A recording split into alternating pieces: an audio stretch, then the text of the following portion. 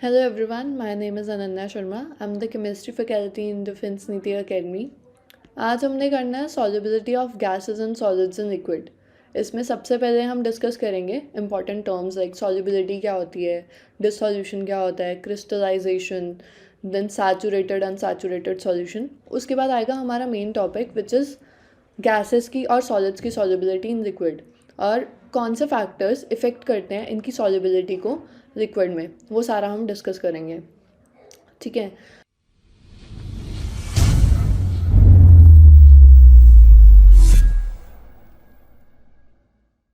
सबसे पहले तो सॉल्युबिलिटी होती क्या है। सॉल्युबिलिटी इज़ लाइक कि आपके पास एक सब्सटेंस है और वो सब्सटेंस कितने अमाउंट में डिज़ोल्व हो रहा है आपके लिक्विड में, आपके सॉल्वेंट में। सॉल्वेंट क्या होता है, लिक्विड है हमारे पास, और हम कोई सॉलिड के पार्टिकल्स को डिज़ोल्व कर रहे हैं तो कितने अमाउंट में आपके वाटर में डिज़ोल्व होगा, that's the solubility of a substance. So solubility of a substance is expresses the maximum amount of it which can be dissolved in a specific amount of solvent at a specific temperature। मैं आपको इसका एक example देती हूँ। हमारे पास sugar और water है, हम उसमें शुगर डिज़ोल्व कर रहे हैं, तो कितना मैक्सिमम अमाउंट कि 2 स्पून्स या 3 स्पून्स, कितने स्पून्स आपके वाटर में डिज़ोल्व हो रहे हैं, अच्छे से घुल रहे हैं, वो उसकी सॉल्युबिलिटी होगी शुगर की। This is known as solubility. Next हमारे पास आता है डिसॉल्यूशन। डिसॉल्यूशन क्या है, जैसे आप सॉल्ट को वाटर में मिक्स कर रहे हो, ठीक है, तो जो सॉल्ट के पार्टिकल्स होंगे वो वाटर में इंक्रीज़ हो रहे हैं। आपने सॉल्ट डाला, पहले 1 स्पून डाला, 2 स्पून डाला, तो सॉल्ट उसमें मिक्स होता जा रहा है। तो कितना अमाउंट ऑफ सॉल्ट आपका डिज़ोल्व हो रहा है, मतलब कितना आपका कंसनट्रेशन अगर आप देखोगे तो वो इंक्रीज़ होगी आपकी सॉल्ट की in a solution. So this process is known as dissolution. Crystallization क्या होता है। क्रिस्टलाइजेशन होता है कि जैसे आपके पास ये बीकर है, इस बीकर में हमारे पास क्या है, वी हैव वाटर, ठीक है। अब इसमें हम ऊपर से सॉल्यूट के पार्टिकल्स डाल रहे हैं, सॉलिड डाल रहे हैं कुछ, तो जो सॉलिड है वो यहाँ पर वाटर में हमारे डिज़ोल्व हो रहा है अच्छे से, बट हमने और ज़्यादा उसमें सॉलिड डाल दिया तो उसमें उस केस में क्या होगा, ये हमारा न्यू सॉलिड का पार्टिकल है, ये हमारा ओल्ड सॉलिड का पार्टिकल है, ये आपस में कोलाइड करेंगे, इनके बीच में कोलिजन होगी, और कोलिजन होने की वजह से जो न्यू वाला क्रिस्टल का पार्टिकल होगा वो तो वाटर में डिज़ोल्व हो जाएगा, बट जो पुराने वाला होगा वो दोबारा से रिक्रिस्टलाइज हो जाएगा, जो आपको एक मतलब जैसे शुगर ही है, वो आपको एक शुगर के क्रिस्टल की फॉर्म में दोबारा से उसमें दिखने लग जाएगा। तो इसको हम बोलेंगे crystallisation. This process is known as crystallisation, कि जब आपके सॉल्यूट के पार्टिकल सॉल्यूशन में कोलाइड कर रहे हैं और प्रेसिपिटेट्स बना रहे हैं, ठीक है। नेक्स्ट हमारे पास आता है saturated, unsaturated and super saturated solution. Saturated solution में आप एग्जांपल दे सकते हो कि जैसे आपकी कैपेसिटी है कि आप 4 रोटी खा सकते हो, ठीक है, बट आपको कोई फोर्स कर रहा है कि नहीं आप 5th भी एक रोटी और खाओ, तो आप क्या रिफ्यूज़ कर दोगे कि आप नहीं खा सकते। तो सैचुरेटेड में सेम चीज़ होती है कि no more solute can dissolve, वहाँ पर और ज़्यादा सॉल्यूट आपका डिज़ोल्व नहीं हो सकता, आप और ज़्यादा सॉल्यूट नहीं डाल सकते उस केस में। ऐसे ही अगर हम अनसैचुरेटेड में एग्जांपल लें तो आपको मम्मा ने टिफ़िन में 2 रोटी दी, आपने 2 रोटी खाई, बट आपका उसमें कुछ नहीं बना क्योंकि आपकी कैपेसिटी तो ज़्यादा है। तो उस केस में आप और ज़्यादा खा सकते हो, आप जाओगे अपने आसपास वालों के पास जाओगे, उनके टिफ़िन्स खाओगे। तो इट्स लाइक दैट कि हाँ, अनसैचुरेटेड में क्या होता है कि मोर सॉल्यूट डिज़ोल्व्स, आप और ज़्यादा इसमें जो है सॉल्यूट डिज़ोल्व कर सकते हो, उसमें और ज़्यादा आपका सॉल्यूट डिज़ोल्व हो सकता है अनसैचुरेटेड में। फिर अगर हम बात करते हैं सुपर सैचुरेटेड सॉल्यूशंस की, सुपर सैचुरेटेड सॉल्यूशंस का अगर हम एग्जांपल लें तो उसमें आप ऐसे दे सकते हो कि आप बाहर घूमने गए, आपने वहाँ पर पिज़्ज़ा या बर्गर कुछ खा लिया, तो उसके बाद आप अब घर आए, मम्मा ने आपकी कोई फेवरेट डिश बना रखी है, ठीक है, तो आप मना तो नहीं कर सकते, अगर आप मना करोगे तो आपको डांट पड़ेगी। तो उस टाइम आपके ऊपर क्या है, एक तरह से मम्मा का प्रेशर है ना। तो प्रेशर में आपको क्या करना पड़ेगा, आपको वो रोटी खानी पड़ेगी। ऐसे ही सुपर सैचुरेटेड सॉल्यूशंस में होता है कि उसको और सॉल्यूट नहीं चाहिए, बट अगर हम उसका प्रेशर और टेम्परेचर इंक्रीज़ कर दें, चेंज कर दें, है ना, नॉर्मल टेम्परेचर और प्रेशर पे ना करें, उसका प्रेशर और टेम्परेचर इंक्रीज़ कर दें, उस केस में उसको सॉल्यूट देना पड़ेगा और वहाँ पर क्या होंगे, क्रिस्टल्स ग्रो हो जाएंगे। जैसे हमने क्रिस्टलाइजेशन में पढ़ा कि हम सॉल्यूट तो डाल रहे हैं, तो उसमें जो नया सॉल्यूट डला, नए क्रिस्टल्स डले, वो तो मिक्सअप हो गए, पर जो पुराने वाले थे वो दोबारा से रिक्रिस्टलाइज हो गए। तो सुपर सैचुरेटेड में ऐसे ही होता है कि under different temperature and pressure की कंडीशंस में आपने उसमें सॉल्यूट डाल दिया, बट वहाँ पर क्रिस्टल फॉर्म हो गए, and this is not a stable solution. जो आपका सुपर सैचुरेटेड सॉल्यूशन होता है ये आपका स्टेबल नहीं होता, ये क्या होता है, दिस इज़ अनस्टेबल। ठीक है, सो आगे हमारे पास नेक्स्ट पेज पर है factors affecting the solubility of a solid in a liquid. कौन से फैक्टर्स आपके सॉल्युबिलिटी को इफ़ेक्ट करते हैं सॉलिड की लिक्विड में जब आप देखते हो। सो सबसे पहला फैक्टर है nature of solute and the solvent. It's like dissolves like, आपने पोलर एंड नॉन पोलर पढ़ा हुआ है। सो अगर हमारे पास पोलर कंपाउंड है तो वो पोलर कंपाउंड पोलर सॉल्वेंट में ही डिज़ोल्व होगा। अगर आप उसको नॉन पोलर में डिज़ोल्व करने की कोशिश करोगे वो नहीं होगा। सो लाइक डिज़ोल्व्स लाइक, इसमें क्या आ जाता है कि सेम आपका डिज़ोल्व होता है। जैसे अब आप हो पढ़ाई करने वाले, तो आपके फ्रेंड्स ग्रुप क्या होता है, थोड़ा पढ़ाई वाला होता है, और अगर आप शरारती बच्चे हो तो आपकी जो फ्रेंडशिप होती है वो शरारती बच्चों के साथ होती है। सो ऐसे ही इसमें होता है कि लाइक डिज़ोल्व्स लाइक। हम इसमें एग्जांपल ले सकते हैं एक, जैसे मैं आपको अगर एग्जांपल दूँ, नॉन पोलर सॉल्यूट और नॉन पोलर सॉल्वेंट है तब वो डिज़ोल्व होंगे, विच मीन्स लाइक डिज़ोल्व्स लाइक। ठीक है, दिस इज लाइक डिज़ोल्व्स लाइक। अब पोलर, हम एक एग्जांपल लेते हैं, लाइक वी हैव, हमारे पास है NaCl है हमारे पास, और हमारे पास यहाँ पर वाटर के मॉलिक्यूल्स प्रेजेंट हैं लाइक दिस। ठीक है, सोडियम पे हमें पता है कि पॉजिटिव चार्ज होता है, क्लोरीन पे नेगेटिव चार्ज होता है, oxygen contains partial negative charge and hydrogen contains partial positive charge. तो इसमें क्या होगा, जो पॉजिटिव होगा वो नेगेटिव को अप्रोच करेगा और नेगेटिव वाला पॉजिटिव को अप्रोच करेगा।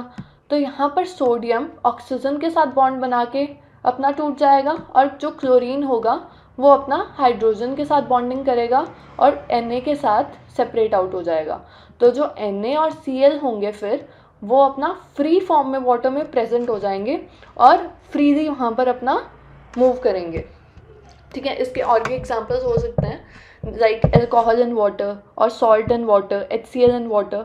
सो दीज आर द एग्जांपल्स। तो यहाँ पर बेसिक क्या होता है कि आपका सेम होना चाहिए। अगर आप नॉन पोलर सॉल्यूट ले रहे हो तो आपको नॉन पोलर ही सॉल्वेंट लेना है, और अगर आप पोलर सॉल्यूट ले रहे हो तो आपको पोलर ही सॉल्वेंट लेना है। This is the basic. Next हमारे पास है इफ़ेक्ट ऑफ टेम्परेचर। टेम्परेचर का क्या इफ़ेक्ट है, अगर हम देखें जो सॉल्युबिलिटी है वो टेम्परेचर के साथ इंक्रीज़ करती है। अगर हमारे पास यहाँ पर पानी है, अगर हम उस पानी को गर्म करें और उसमें शुगर के क्रिस्टल्स डालें तो वो कब जल्दी यहाँ पर डिज़ोल्व होंगे, जब आपका टेम्परेचर जो होगा वाटर का वो ज़्यादा होगा, गर्म आपका पानी होगा, हॉट वाटर में आपके क्रिस्टल्स जल्दी मिक्सअप होंगे। तो सॉल्युबिलिटी ऐसी होती है, solubility increases with temperature for most solids dissolved in liquid water. ऐसा क्यों होता है, because higher temperature increases the vibration और kinetic energy of the solute molecules. हमारे पास यहाँ पर सॉल्यूट के मॉलिक्यूल्स हैं, दिस इज सॉलिड के मॉलिक्यूल्स हैं, ये आपस में टकराना शुरू होंगे। ठीक है, जब ये आपस में टकराएंगे इनके बीच में जो स्ट्रॉन्ग इंटरमॉलिक्यूलर फोर्सेस हैं, there are strong intermolecular forces जिसके वजह से ये एक साथ हेल्ड टुगेदर हैं। तो वो इंटरमॉलिक्यूलर फोर्सेस काइनेटिक एनर्जी की वजह से टूट जाएगी और वो दूर दूर भागना शुरू हो जाएंगे। ठीक है, and this makes it easier for solvent molecules to break the solute molecules causing them to dissolve more readily, और वो उतने ही अच्छे से आपके सॉल्वेंट में मिक्स हो जाएगा। ठीक, पर इसमें भी हमारे दो फैक्टर्स आते हैं, लाइक अगर आपके पास एक्सोथर्मिक और एंडोथर्मिक प्रोसेसेस हों तब आपका जो केस होता है सिनेरियो वो डिफरेंट हो जाता है। ठीक, अगर हम एक्सोथर्मिक की बात करें, if we have exothermic process, उसमें हमारे पास यहाँ पर सॉल्यूट है प्लस वी हैव सॉल्वेंट। ठीक है, ये हमें सॉल्यूशन बना के दे रहा है, we have solution over here. यहाँ पर इसके पास सॉल्यूट के पास सपोज करो 10 किलो जूल्स पर मोल की एनर्जी थी, सॉल्वेंट के पास भी आपके 10 किलो जूल्स पर मोल की एनर्जी थी। सॉल्यूशन जब बना तो उसके पास उसने 15 किलो जूल्स पर मोल की एनर्जी यूज़ करी, और जो 5 किलो जूल्स की एनर्जी हमारे पास बची, 5 किलो जूल्स पर मोल की एनर्जी हमारे पास बची, वो हीट की फॉर्म में आपको मिल गई। तो एक्सोथर्मिक के केस में क्या होता है, अगर आप टेम्परेचर को इंक्रीज़ करते हो इन सच केसेस तो आपकी सॉल्युबिलिटी डिक्रीज़ करती है। एक्सोथर्मिक के केस में आपकी जो सॉल्युबिलिटी है वो डिक्रीज़ कर रही है, और वाइस वर्सा।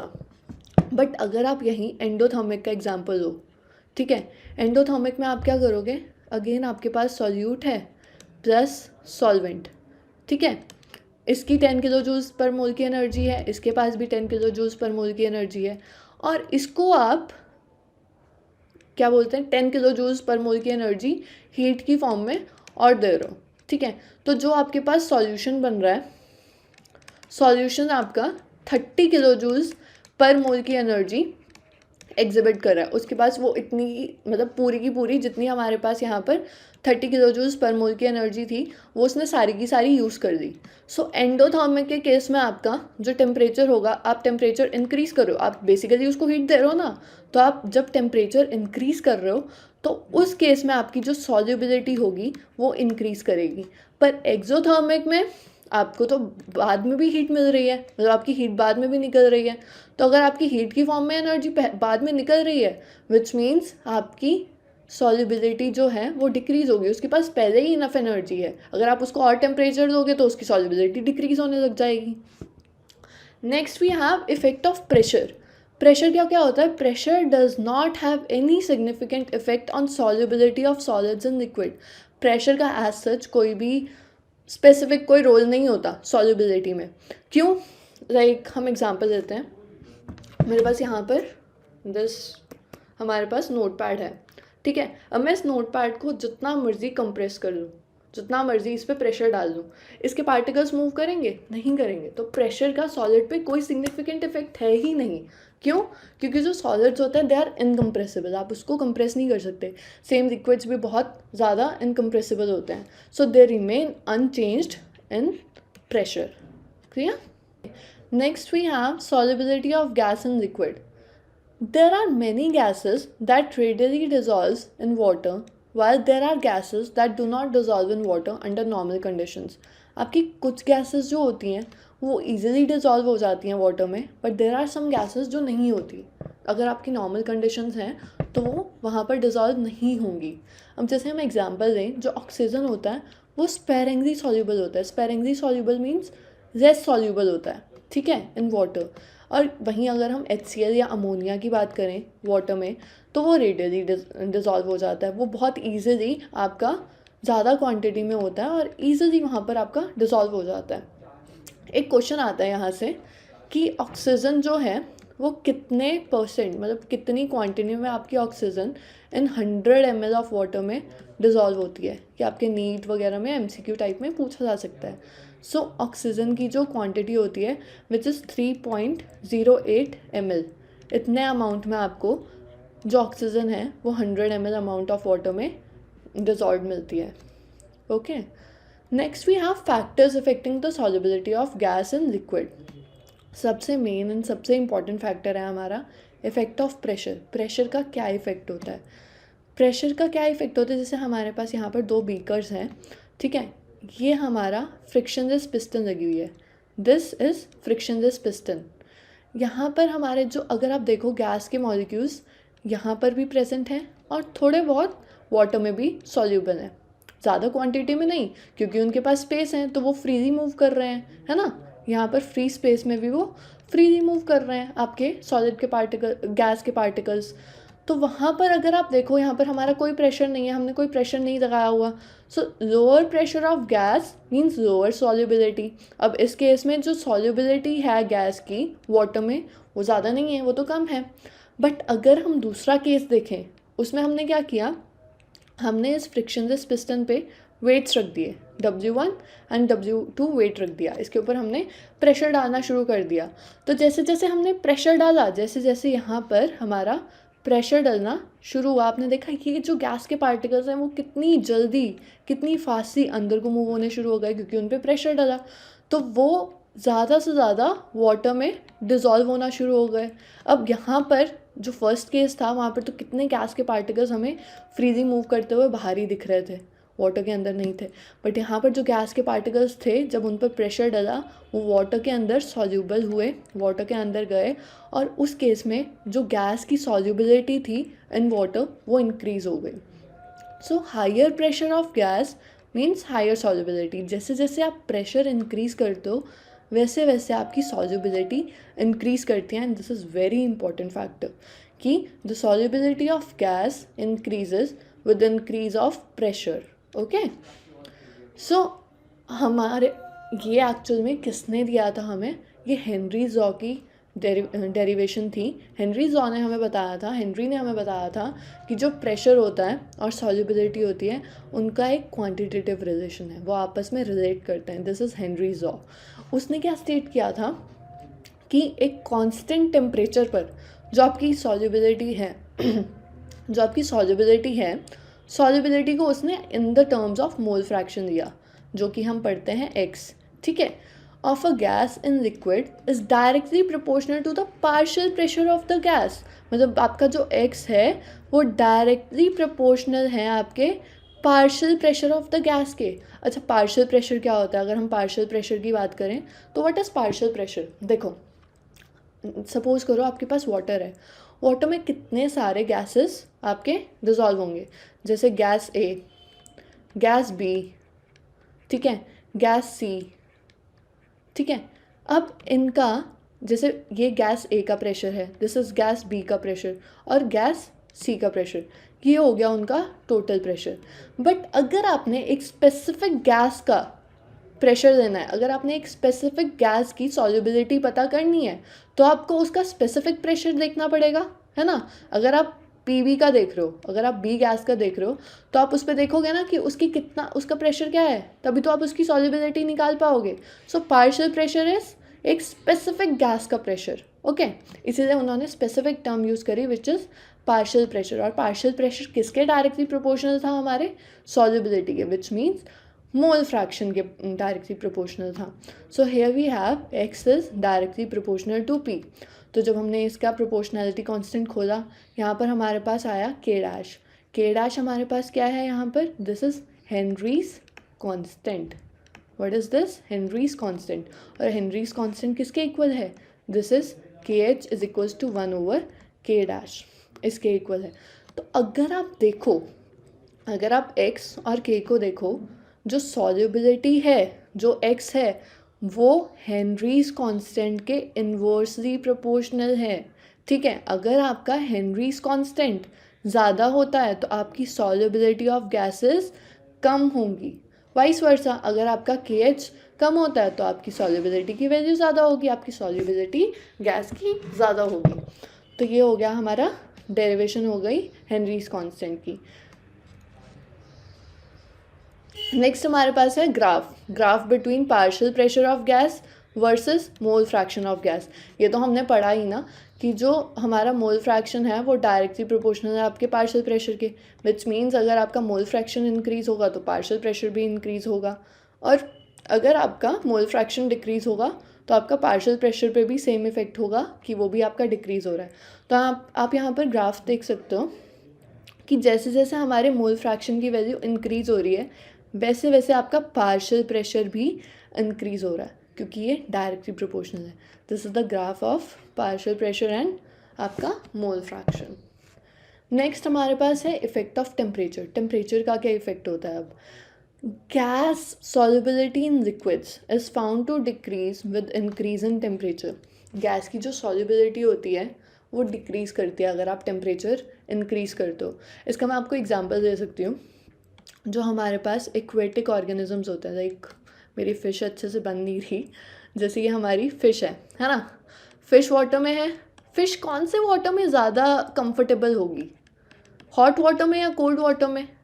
अगर हमारा हॉट वाटर होगा विच मीन्स हमारा टेम्परेचर ज़्यादा होगा, तो उस केस में आपकी जो सॉल्युबिलिटी होगी गैसेस की वो सॉल्युबिलिटी क्या होगी, कम होगी हॉट वाटर में। तो फिशेस जो होती हैं वो कोल्ड वाटर में ज़्यादा कंफर्टेबल होती हैं as compared to hot water. Okay, so इसी वजह से गैस की और क्यों होता है, क्योंकि गैस की सॉल्युबिलिटी लिक्विड्स में डिक्रीज हो जाती है विद इंक्रीज इन टेम्परेचर, और वहाँ पर अब ऑक्सीजन ही है, ऑक्सीजन की क्वांटिटी कम हो जाएगी आपकी हॉट वाटर में, है ना, उसकी सॉल्युबिलिटी कम हो जाएगी। सो ऑब्वियस है कि कोल्ड वाटर में वो ज़्यादा अच्छे से सर्वाइव कर सकती हैं, ज़्यादा कंफर्टेबल होंगी। So the gas molecules in liquid are dissolved by the process of dissolution. During this process heat is evolve. Again इस केस में क्या होता है, हीट आपकी इवॉल्व होती है। मैंने आपको पीछे समझाया एक्सोथर्मिक और एंडोथर्मिक जब हमने डिस्कस किया था। एक्सोथर्मिक में मैंने आपको यही बताया था कि उस केस में आपका लास्ट में हीट जो आपका एनर्जी बच गई वो हीट की फॉर्म में निकल जाती है, और जब वो हीट की फॉर्म में निकली उस केस में आपकी सॉल्युबिलिटी क्या हुई, डिक्रीज हुई, क्योंकि आपने तो उसको कोई एक्स्ट्रा टेम्परेचर भी नहीं दिया, है ना, फिर भी वो हीट रिलीज़ कर रहा है। तो अगर वो हीट रिलीज़ कर रहा है तो उस केस में आपकी सॉल्युबिलिटी डिक्रीज़ हुई थी। वो सारा आपका कोरिलेट करता है। टेम्परेचर हमारा 293, ठीक है, नीचे जाते हुए हमारा ये